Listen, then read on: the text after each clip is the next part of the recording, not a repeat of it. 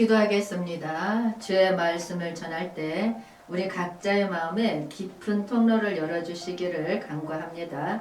주의 말씀이 우리의 마음을 채우고 변화시키며 우리를 주님과 더 가깝게 이끌어 주옵소서. 감사합니다. 예수님 이름으로 기도하였습니다. 아멘.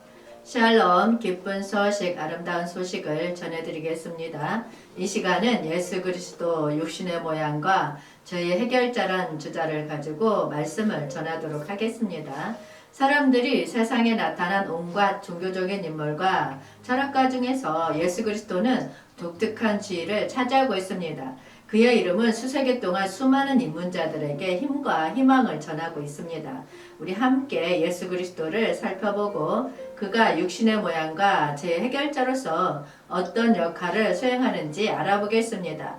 예수 그리스도의 육신의 모양은 하나님의 사랑과 관심을 표현하는 중요한 측면입니다. 그는 하나님의 아들로 이 세상에 태어났지만 병든 자와 고아와 가부 같은 가난한 이들과 교류하며 살아갔습니다. 예수 그리스도는 하나님의 무한한 사랑을 전하면서 동시에 우리의 어려움과 고통을 체험하셨습니다. 이러한 경험을 통해 그는 우리의 육신과 연결되었음을 나타나며 우리의 삶을 깊이 이해하고 공감하는 하나님의 존재임을 보여주었습니다. 또한 예수 그리스도는 죄 해결자로서 우리를 구원하시려고 하는 큰 사명을 가지고 계십니다. 성경은 모든 사람이 죄 범하였다고 말합니다. 그러나 예수 그리스도는 자신을 희생하여 십자가에서 우리의 죄를 대신 지고 죽음의 권세를 이기고 부활하셨습니다. 이로써 그는 우리에게 새로운 생명의 희망을 제시하며 우리의 죄를 용서하시고 나아가 영원한 생명을 향할 길을 열어놓으셨습니다. 그의 육신의 모습과 제 해결자로서의 역할은 우리에게 큰 위로와 희망을 주고 있습니다. 예수 그리스도를 통해 우리는 하나님의 자비로운 성격을 알게 되며 죄로 말미암은 분류와 어둠에서 벗어나 하나님과의 화합을 찾을 수 있습니다. 이것이 예수 그리스도가 우리에게 주신 큰 은혜이자 그의 육신과 역할이 얼마나 중요하고 특별한지를 이해하는 한 걸음일 것입니다. 그리스도가 육체로 오심으로써 우리는 하나님과 더 가까워질 수 있습니다. 육체를 통해 그리스도는 우리의 고통과 시험을 이해하며 우리의 헤아릴 수 없는 부분까지 동참하셨습니다. 이는 우리와 하나님과의 더 깊은 연결을 가능케 합니다. 로마서 8장 3절 말씀에서 육신의 모양으로 오신 그리스도를 알아보겠습니다. 율법이 육신으로 말미암아 연약하여 할 수 없는 그것을 하나님은 하시나니 곧 죄로 말미암아 자기 아들을 죄 있는 육신의 모양으로 보내어 육신의 죄를 정하사. 아멘. 사람들은 종종 율법이나 규범을 통해 옳은 길을 찾고자 노력하지만 육체적 연약함과 죄의 압력으로 인해 이러한 노력은 쉽게 무너져 버립니다. 사도 바울은 율법이 육체적 연약함으로 연약하다고 강조합니다. 우리는 자신만의 노력으로는 죄와의 싸움에서 승리할 수 없습니다. 육체적, 도덕적 연약함은 우리가 정당한 길을 따르기 어렵게 만듭니다. 그렇게 하나님은 새로운 길을 열어주셨습니다. 이 말씀에서 하나님은 하시나니 곧 죄로 말미암아 자기 아들을 죄 있는 육신의 모양으로 보내어 육신의 죄를 정하사라고 말씀하고 계십니다. 하나님은 우리의 연약함과 죄를 해결하기 위해 자기 아들 예수 그리스도를 보내셨습니다. 이는 하나님의 큰 사랑과 긍휼하심입니다. 그리스도는 우리와 동일한 육체를 가지고 오셨으며 죄의 몸인 육신의 몸으로 이 땅에 오셨습니다. 그 결과로 그리스도는 우리의 죄와 연약함을 자기 육신을 통해 정하셨습니다. 그리고 십자가에서 우리 대신에 죽음을 당하고 다시 살아나 하나님의 뜻을 이루셨습니다. 이로써 우리는 그리스도 안에서 새로운 삶을 찾을 수 있고 육체적, 도덕적 연약함에서 벗어날 수 있습니다.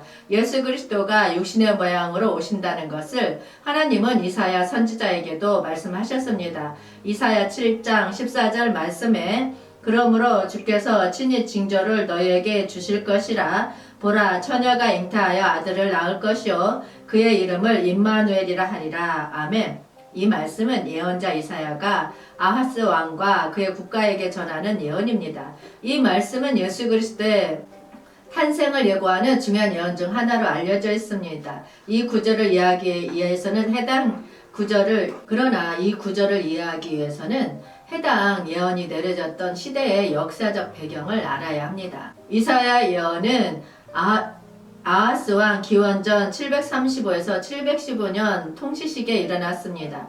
아하스는 유다 왕국의 왕으로서 여러 정치적 동요와 적대관계에 직면했습니다. 이사야 7장 1절에 따르면 우시아의 손자요 요담의 아들은 유다의 아하스 왕대에 아람의 르신 왕과 느말리아의 아들 이스라엘의 베가 왕이 올라와서 예루살렘을 쳤으나 능히 이기지 못하니라. 아멘. 아하스의 시대에 아람과 이스라엘 북쪽의 이스라엘 왕국이 유다를 공격하려는 도발을 했습니다. 아하스는 이 위기에 유다의 안전을 위해 도움을 청하고 있었습니다. 아하스는 하나님께서 자유롭게 돕기를 기다리지 않고 대신에 아시리아 왕에게 도움을 청하는 등 하나님에 대한 불신과 판단을 받고 있는 상황이었습니다. 이사야는 아하스에게 하나님의 뜻을 알리고자 예언을 전합니다. 아하스에게 기댄다면 하나님께서 자유롭게 돕고 구원하실 거라는 약속을 전하면서 하나님이 직접 표징을 주겠다는 예언을 전합니다. 이사야 7장 14절에서 예언된 그러므로 주께서 친히 너에게 징조를 주실 것이라. 보라, 처녀가 잉태하여 아들을 낳을 것이요 그의 이름을 임마누엘이라 하리라 라는 구절은 아하스에게 하나님의 특별한 징조로서 나타나게 될 예정입니다. 이 말씀은 예수 그리스도의 탄생을 예고하고 있습니다. 임마누엘은 하나님이 우리와 함께 계시다라는 뜻으로 예수님이 하나님의 아들로서 세상에 나타나게 되어 하나님의 존재를 인간과 교류시키게 될 것을 예고하고 있습니다. 이처럼 예수님이 육신을 입고 오신다는 것을 구약에 예언이 되어 있었습니다. 그렇다면 육신을 입고 오신 그리스도는 어떤 의미가 있을까요? 요한복음 3장 14에서 15절 말씀에서 찾아보겠습니다. 모세가 광야에서 뱀을 든 것 같이 인자도 들려야 하리니 이는 그를 믿는 자마다 영생을 얻게 하려 하심이니라. 아멘. 모세가 광야에서 뱀을 들어 높이 들었던 사건은 이스라엘 백성을 죽음의 뱀에게서 구원하는 데 사용되었습니다. 마찬가지로 예수님도 육신을 입고 오심으로 우리를 죄와 죽음에서 구원하고자 하신 것입니다. 뱀을 높이 들었던 모세의 행동은 백성들을 사망의 위험으로부터 구원하는 데 사용되었습니다. 이는 예수님이 육신을 입고 오셨을 때 우리의 죄와 죽음에서 구원을 이루시기 위한 첫걸음으로 연결됩니다. 예수님은 육신을 통해 우리와 우리의 어려움과 육체적 한계를 이해하며 마침내 십자가에서 죽음을 이기고 부활함으로써 영원한 구원은 가져다 주셨습니다. 이 말씀에서 모세가 광야에서 뱀을 든 것 같이 인자도 들려야 하리니 라는 말씀은 예수님의 십자가에서의 희생을 가리킵니다. 그리스도는 육신을 입고 오심으로써 우리의 죄를 대신 지고 우리의 대속자로서 십자가에서 죽음을 맞이하셨습니다. 예수님도 십자가에서 들려져 죽음을 이기고 구원의 길을 열어주셨습니다. 그러므로 육신을 입고 오신 그리스도는 우리와 공감을 통해 우리의 어려움을 이해하고 십자가에서 희생을 통해 우리를 죄와 죽음에서 구원하려 하신 분입니다. 그리스도의 육신적인 모습은 우리에게 실제로 다가와 이해하며 동시에 그의 십자가에서의 희생은 우리에게 영원한 삶의 소망을 제공합니다. 이는 하나님의 사랑과 은혜가 우리에게 어떻게 실현되었는지를 강력하게 보여주는 중요한 비유입니다. 우리는 여기에서 제 해결자로서의 그리스도를 볼 수 있습니다. 고린도후서 5장 21절 말씀을 보겠습니다. 하나님이 죄를 알지도 못하시는 일을 우리를 대신하여 죄로 삼으신 것은 우리로 하여금 그 안에서 하나님의 의가 되게 하려 하심이라. 아멘. 사도 바울의 말씀에 따르면 그리스도는 죄를 알지 못한 순수하고 무지한 자로서 우리를 위해 죄로 삼으셨습니다. 이는 예수 그리스도가 우리 죄의 대속자로 나와서 그의 무지함을 통해 우리를 구원하고 화해시켜 주셨습니다. 이 말씀에서 죄를 알지도 못하는 이는 표현은 그리스도의 무지성을 명확하게 드러냅니다. 그리스도는 우리의 죄를 감지하지 않았고 그 무지한 존재로서 예수님은 우리의 죄를 대신하여 자기 자신을 죄로 삼아 주셨습니다. 이는 그리스도가 죄 없이 우리를 대신하여 죄의 형벌을 받아 주심으로써 우리에게 새로운 삶의 길을 열어주셨다는 것을 의미합니다. 하나님이 죄를 알지도 못하시는 일을 우리를 대신하여 죄로 삼으신 것은 이 맥락에서 그리스도의 죽음은 우리의 죄에 대한 대속, 희생으로 이해됩니다. 죽음은 죄의 대가이기 때문에 죽음을 맞이한 그리스도의 희생은 우리를 죄에서 해방시키고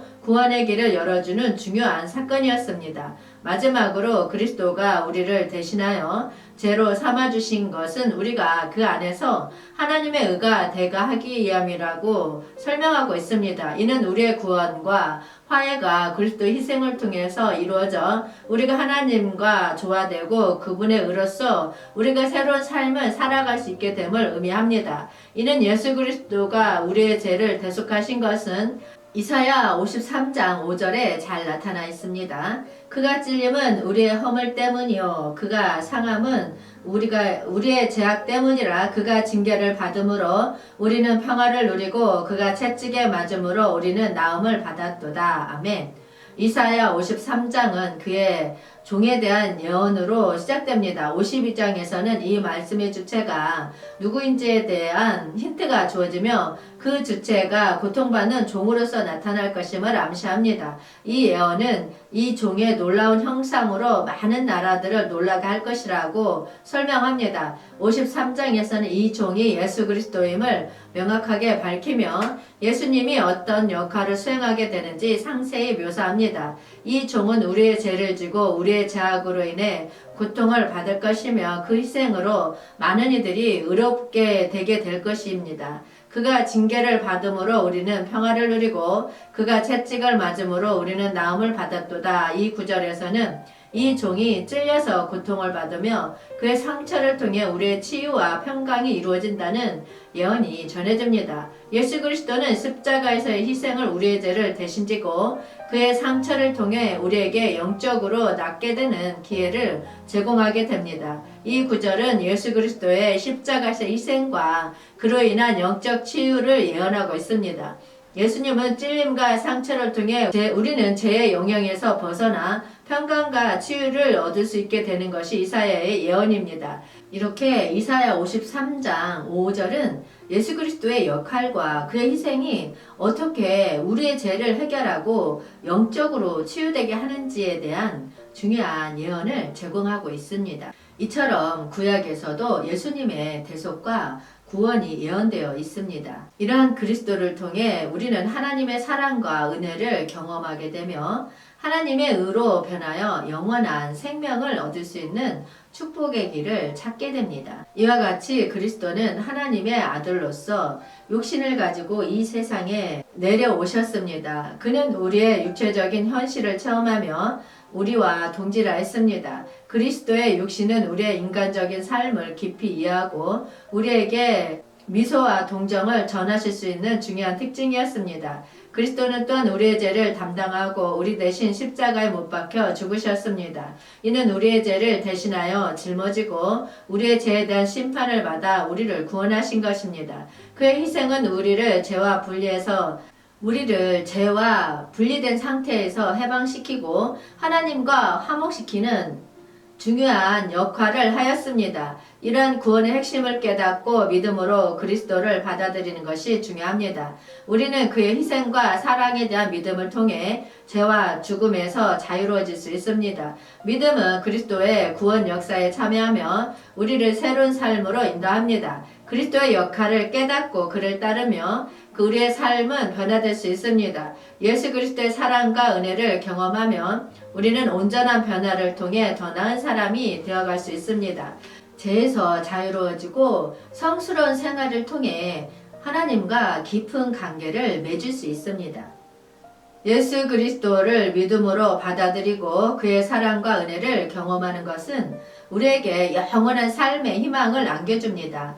그리스도를 통해 우리는 죄와 죽음의 권세에서 해방되고 하나님의 나라와 영원한 생명에 참여할 수 있습니다. 이처럼 예수 그리스도의 우리의 죄를 대속하신 것은 우리의 구원의 핵심입니다. 이를 믿음으로 받아들이며 예수 그리스도의 사랑과 은혜를 경험함으로써 우리의 삶을 변화시키고 영원한 삶을 얻을 수 있습니다. 그리스도의 역할을 깨닫고 믿음을 가지고 따르면 우리는 하나님의 사랑 속에서 새로운 삶을 살아갈 수 있습니다. 주님 오시옵소서. 한정되는 훈련하라. 천국 복음 전파하라. 회복하라. 새 예루살렘 이룩하라. 기쁜 소식, 아름다운 소식이었습니다. 기도하겠습니다. 주님의 우리의 죄를 대신하여 십자가에 못 박혀 죽으시고 죽음에서 부활하셔서 우리에게 영원한 생명을 선물해 주심에 감사드립니다. 주님을 찬양합니다. 주님의 말씀이 우리의 일상에 뿌리내리고 주님의 뜻을 이해하게 하옵소서. 감사합니다. 예수님의 이름으로 기도하였습니다. 아멘.